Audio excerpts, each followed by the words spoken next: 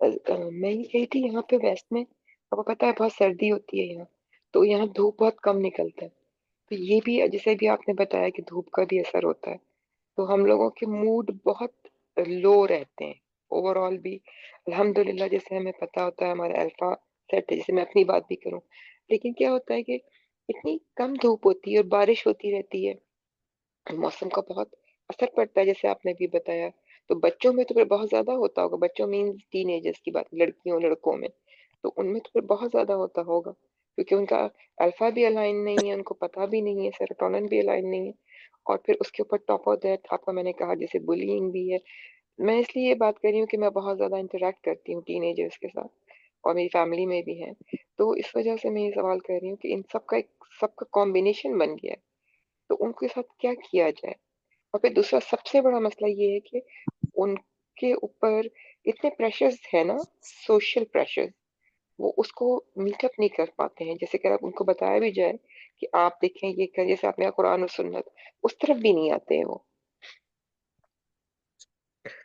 मैं वही आपको बोल रहा हूँ। जो उनकी गेम होती है ना,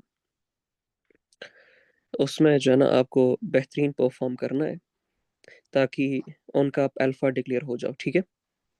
हम्म, इन से मैं नहीं कह रहा हूँ कि वो गलत कर रहे हैं, आप भी गलत कर रहे हो, बट जो रियल गेम ऑफ लाइफ होती है ना, उसमें आप परफॉर्म करना बेहतरीन स्टार्ट करें।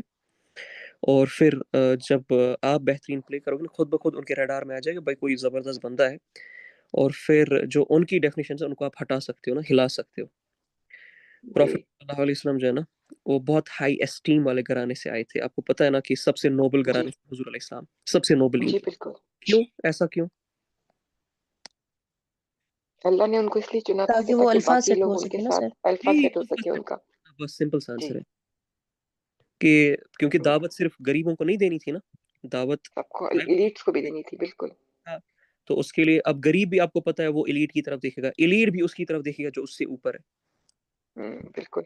तो ये गेम खेलनी पड़ती है।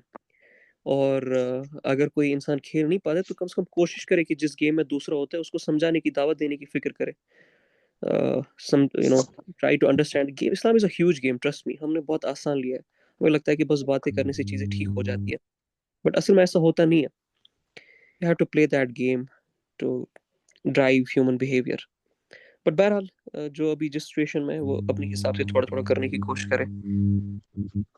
जी इंशाल्लाह, जज़ाकल्लाह खैर।